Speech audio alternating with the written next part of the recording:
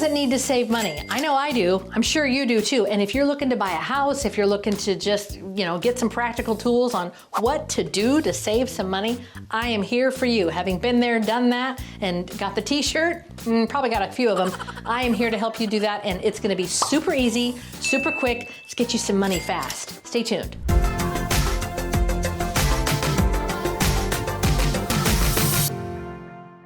Hey there, it's Angel, your local Bakersfield realtor here. I am so glad you're here. Listen, this video is not sponsored by anybody. I'm not being paid by anybody. I'm just bringing you this information because I want to help you. I want you guys to get money fast, and not in like some sort of cheesy way, like practical application tips. I'm telling you, these work. They work fast, and you get like chin up, chest out kind of feelings from them. So hang tight, I'm gonna help you out with that. Saving money is never a bad idea. There's never anybody that's a millionaire or billionaire that's like, you know what, I have too much money.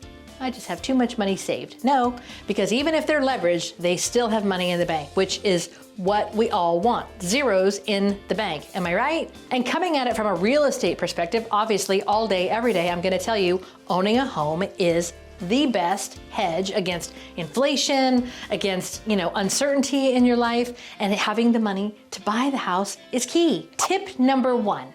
Learn to fall in love with your budget. This one's not sexy and you might not be my friend when I'm done, but let me just throw it out there anyway. You have to fall in love with your budget. I know, capital B, bleh, there's all kinds of bad feelings about that word. This is not just from my Dave Ramsey, hat that I love to wear. This is from seeing people that I've helped get into homes, and they have thousands and thousands and thousands of dollars saved. Well, that just doesn't end up in your bank account one day. You have to budget to get it there, and I want to help you do that. It's so worth it, it's so valuable, and it will give you so much margin that feeling of like, how's that gonna work next month, goes away. I promise you, it will go away. So here's a tip on the budget. You gotta live on less than you make. I know, you gotta live on less than you make. If you're bringing home 2 incomes and you're spending 2 incomes, you're not gonna have any money left.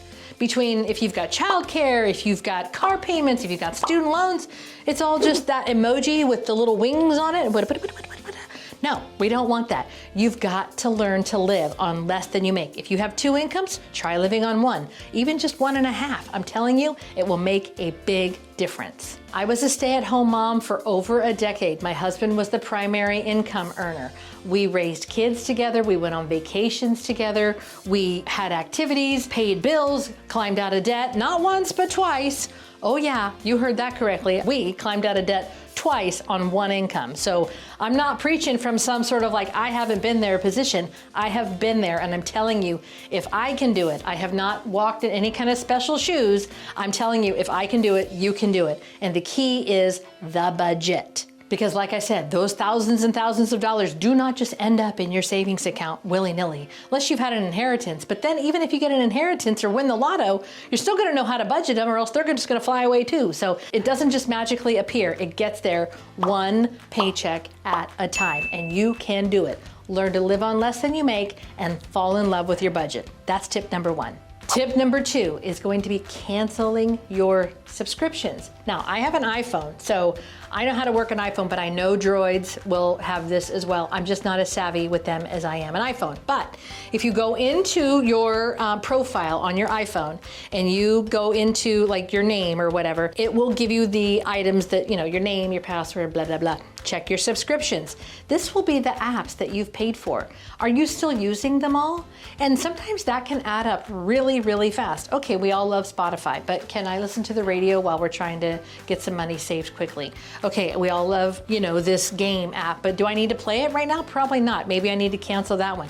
Little things like that can really make a difference in you getting some money saved quickly, which is what this video is trying to help you do. Absolutely, go into your phone, check the subscriptions, and then check your bank account as well. Sometimes we have those things coming through our bank account we don't even pay attention to. We're like, oh gosh, what is this? I'm paying for a gym. I haven't gone to the gym for 6 months. Even though it's only $10. $10 here, $25 there, makes a difference. I want you to have money fast. Check your phone for some of those monthly subscriptions that we just forget about, and they kind of count on us forgetting about them, by the way. No big deal, just cancel them for now, and you could revisit them at another time. cancel subscriptions. Are you liking this video about money? It's kind of off the beaten path. Let me tell you, if this is something you want me to make more videos on, I'd be happy to do it. I could talk about this and real estate all day, really, having walked this walk. So leave me a comment below if this is something that you want me to make more videos on, or if you find these tips valuable, or if you want to like and subscribe, that would be the tippity top absolute best thing you could do right now for me. Let's get back to the tips. Number 3. Now, if you are in a relationship, if you're married, whatever your situation is, and you have 2 incomes and you're trying to make one budget work, here's my advice. I don't want you to fight each other.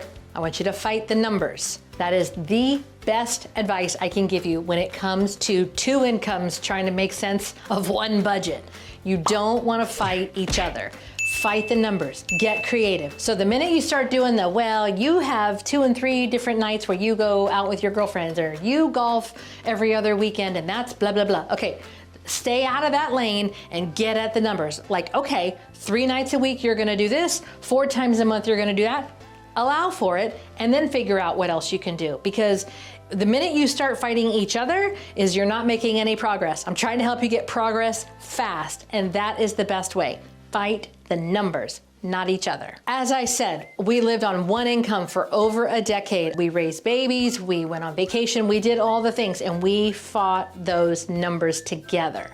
And it made a difference because then we were working on our goals together. There was no fighting at each other. There was none of that finger wagging. It was like, how can we do this better? And you work as a team, and then that transitions over into your savings goal. Because if you work on this, you hit this son of a gun really hard and fast, then you're gonna hit your savings goal even faster. Then you can celebrate together. That's always a nice benefit. Okay, this one's gonna sound a little bit Dave Ramsey, but really it makes a lot of sense because we all have a lot of crap in our houses. I don't know about you, but tip number 4 is gonna be to sell some stuff. I think Dave Ramsey's line is sell so much stuff that the kids think they're next. Well, yeah, you kind of do have to look around and realize, I probably don't need all of this. And some really good places to sell some stuff would be Facebook Marketplace, Poshmark, OfferUp, good old-fashioned yard sales, which I hate yard sales. I don't know about you, but I can't stand a yard sale.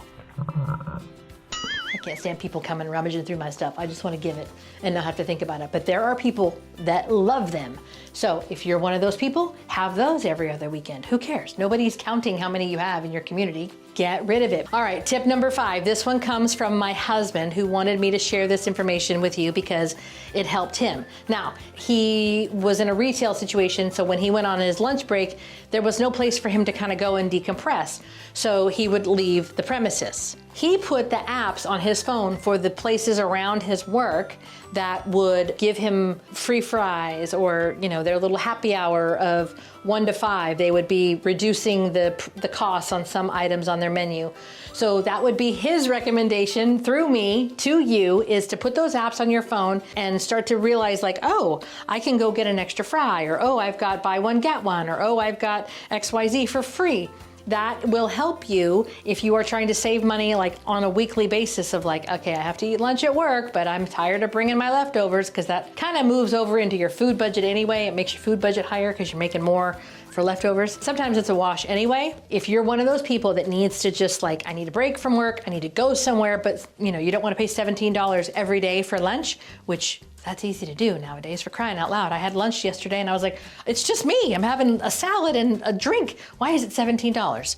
I digress. Put the apps on your phone, find out which ones you go to on a regular basis, and become a regular there so that you can get the discounts. That will help on the monthly money. Remember, we're trying to get you money fast. Now this one I gotta recommend is gonna be, probably you wanna have this one with an end date. Number 6 is gonna be maybe live with family. I know, kind of like the budget, like, what? Sometimes it's no big deal. Sometimes it's how long's that gonna last? I get it, I totally get it. Everybody has family. But if you go into it with the mindset of like, okay, we're gonna live here until we save $50,000. And we're gonna live on 1 income while we're living there. And she's not gonna work full time, she's only gonna work part time. And she's working from home, or he's working from home. Whatever your parameters are, if you've got an end goal, then you know what you're working backward from. If you move in with family just to save money, that's like the money emoji, just kind of floating airy-fairy. There it goes. Has no end date. We need end dates, we need solid numbers, and I'm telling you, it makes a huge difference. So, If you are in a position where you can like sell your house and live with family while you save up, or if you need to save up to, reach whatever goal you're trying to reach. Living with family might not be for everybody, but if you can do it to save money fast, which is what we're trying to get you to do, then yes, do it. Do not forget to watch this video about getting qualified and what you're gonna need to do to get qualified. Thank you so much for watching.